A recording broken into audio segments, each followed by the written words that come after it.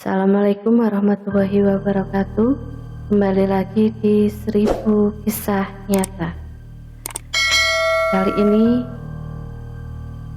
akan bercerita sebuah kisah horor dengan judul Kisah Ojol yang Dapat Orderan Fiktif. Cerita horor memang selalu menarik untuk disimak, terlebih bagi kamu yang sangat suka dengan hal-hal berbau mistis. Entah itu cerita horor sungguhan, pengalaman pribadi, atau mungkin cerita horor fiksi, pasti selalu saja ada kesan dan rasa tersendiri ketika seorang membaca sebuah cerita horor. Seperti cerita horor yang viral di media sosial kali ini, di mana kisah nyata tersebut dibagikan oleh salah satu akun di sosial media. Dalam unggahannya tersebut, pengunggah menyebutkan jika kisah ini menimpa teman satu SMA-nya yang bernama Rudy. Sebelum benar-benar membaca cerita horor ini, sebaiknya kamu siapkan cemilan jika memang suka dengan cerita berbau mistis. Namun jika tak berani, sebaiknya sudahi sampai di sini, karena cerita ini jamin membuat bulu kudukmu berdiri. Lebih lanjut, kejadian cerita ini bermula saat Rudy mendapatkan tawaran sebuah pekerjaan baru di Pulau Dewata, Bali. Saat itu Rudy pun langsung menanyakan kejelasan tentang pekerjaan apa yang akan dia jalani selama berada di Pulau Bali. Secara singkat, Rudy dijelaskan akan bekerja sebagai driver ojek online di Pulau Bali di daerah Denpasar. Tanpa berpikir panjang, Rudy langsung bergegas menuju ke Pulau Bali. Di sana Rudy sudah ditunggu oleh temannya. Ia disediakan kos guna sebagai tempat tinggal Rudy selama berada di Bali. Sesampainya di Bali, Rudy tidak langsung bekerja. Ia harus menjalani berbagai tahap tes hingga akhirnya ia lolos dan bisa bekerja sebagai driver ojek online di salah satu perusahaan. Seminggu berlalu, Rudy masih saja belum memutuskan untuk bekerja. Di sana Rudy hanya berkeliling Denpasar sembari menghafalkan ruas-ruas jalan di sana. Setelah hafal, Rudy memulai pekerjaannya dengan mengantar salah satu mahasiswa dari universitas di sana. Lanjut setelah itu, Rudy mulai terbiasa dengan pekerjaannya barunya itu, hingga suatu ketika Rudy mendapatkan orderan makanan di mana orderan tersebut berjumlah sangat banyak. Setelah makanan selesai dipesan, Rudy pun akhirnya langsung bergegas mengantarkan makanan itu ke tempat tujuan. Jalan demi jalan telah dia lalui, hingga tempat yang dituju telah ditemukan. Ini aneh, kata Rudy. Tak disangka, ternyata tempat tujuan orderan itu adalah sebuah rumah kosong. Karena takut ada hal yang tidak diinginkan, tanpa basa-basi, Rudy langsung memutar balik motornya. Rudy memacu motornya lebih cepat dari sebelumnya dan memutuskan langsung kembali ke kosannya. Sesampainya di kosan, Rudy dengan sukarela memberikan makanan tadi ke temannya. Banyak sekali, Rud, tanya teman Rudy.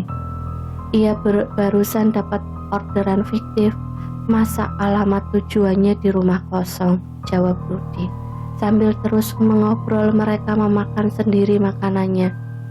Hingga pada hari itu Rudy memutuskan untuk tidak bekerja sementara. Rudy hanya menghabiskan waktunya untuk tidur dan bermain game di kosnya. Keesokan harinya, Rudy kembali bekerja karena dirasa hatinya sudah tenang. Hingga sore semua berjalan lancar.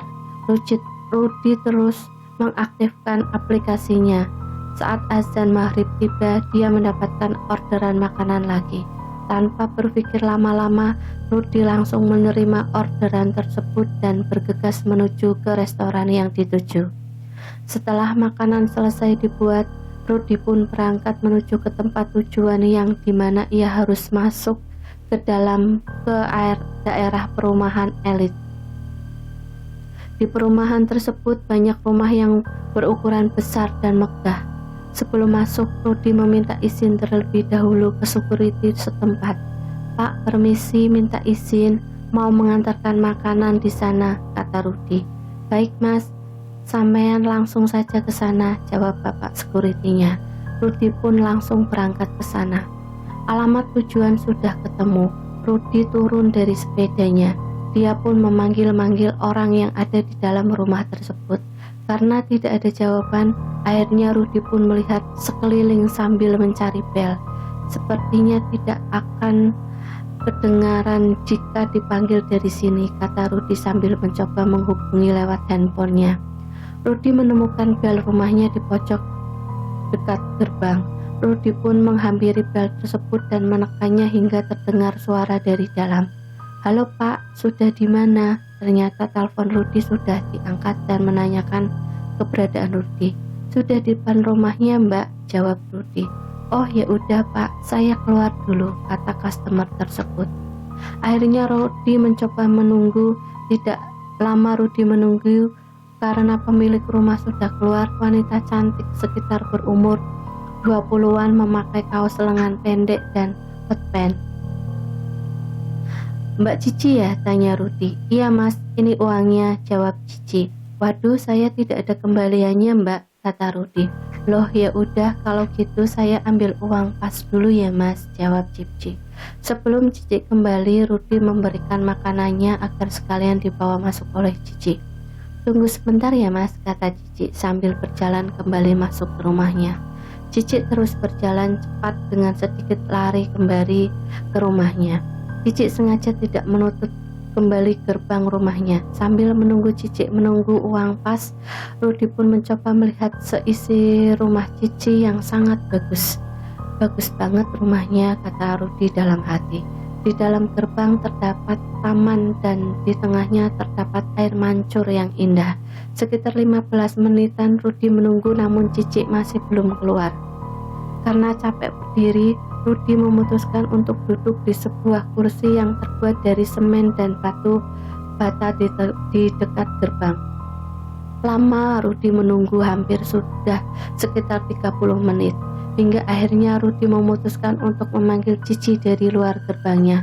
Kalau dipikir pakai logika, Rudy sangat percuma memanggil Cicinya karena kan jaraknya memang jauh dari gerbang depan ke pintu rumah Cici. Entah mengapa si Rudy ini lupa jika di situ ada bel rumahnya. Saat Rudy memanggil-manggil si Cici, tiba-tiba dia dikagetkan oleh security yang menepuk pundaknya. "Mas, ngapain manggil-manggil orang di dalam sana?" tanya Pak Security. Sambil menoleh ke arah Pak Security tadi, Rudy menjawab, "Mbak Cici pesan makanan lewat ojol Pak." "Sebentar mas, sini dulu," kata Pak Security itu. Akhirnya Rudy berjalan 1-2 langkah dan berada tepat di samping Pak Security tadi. Mereka semua membelakangi rumah itu. Lalu Pak Security tadi berbisik kepada Rudy. "Rumah ini sudah lama kosong mas," kata Pak Security. "Mana mungkin Pak," jawab Rudy yang tidak percaya dengan perkataan Pak Security itu. "Iya, pemilik rumah ini meninggal dunia lalu keluarganya pindah dan rumah ini dikosongi sudah lama," kata Pak Security yang mencoba menjelaskan. "Kok bisa Pak? Tadi itu mbaknya keluar. Dia ngambil makanannya karena uang yang dikasihkan nominalnya besar. Jadi saya minta diambilkan uang pas saja," kata Rudy. "Coba sampean lihat ke belakang mas. Itu rumah sudah kosong," kata security itu dengan nada yang sedikit menekan. Rudy menoleh ke belakang. Alangkah kagetnya Rudy, rumah yang tadinya bagus berubah menjadi rumah kosong yang tidak berpenghuni dan tak terurus, di mana ada banyak sawang-sawang di temboknya, juga rumput alang-alang yang sudah tinggi. "Astagfirullah," kata Rudy. Badan Rudy lemas dan gemetar. "Tapi Pak, makanannya tadi dibawa masuk rumah itu juga loh," kata Rudy yang masih tidak percaya. "Lah, dibawa kemana Mas?" "Itu loh, makanannya masih nyantel di sepeda kamu," jawab Pak Security sambil tangannya menuju ke arah motor Rudi. Rudi semakin lemas dibuatnya. "Lalu tadi itu siapa Pak?" tanya Rudi sambil mulutnya yang gemetar. "Sudahlah Mas, ayo kita ke pos dulu. Mas tenangin diri Mas dulu di sana," kata Pak Security tersebut. Akhirnya mereka berjalan ke arah pos yang dimaksud.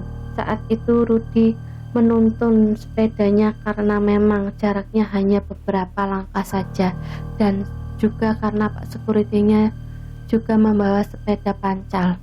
Sesampainya di pos, Pak Security itu memberikan segelas air putih kepada Rudi. Lalu dia menceritakan memang banyak kejadian di rumah itu sebelum Rudi. Motifnya sama, memesan makanan lewat ojol. Namun banyak juga yang akhirnya mengetahui terlebih dahulu kalau rumah itu kosong, sehingga ojol tersebut langsung buru-buru untuk putar balik.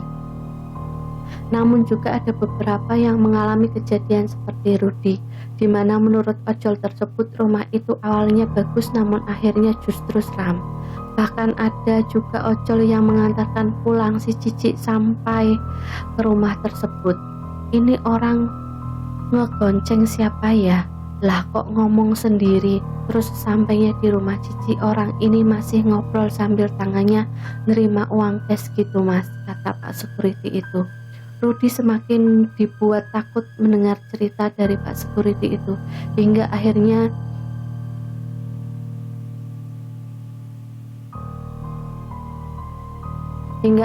ia cepat-cepat untuk pamit pulang ke kosnya dan menaruh makanan pesanan Cici itu di pos tersebut. "Ini buat bapak sama temannya aja," kata Rudi sambil memberikan makanan hasil dari pesanannya si Cici. Setelah berpamitan, Rudi bergegas pulang ke kosnya dan menceritakan kejadian tadi ke teman satu kosnya. Sejak kejadian itu, Rudi pun memutuskan untuk menonaktifkan aplikasi driver ojolnya di malam hari. Wah, serem juga ya, kamu atau temanmu pernah mengalami hal seperti ini?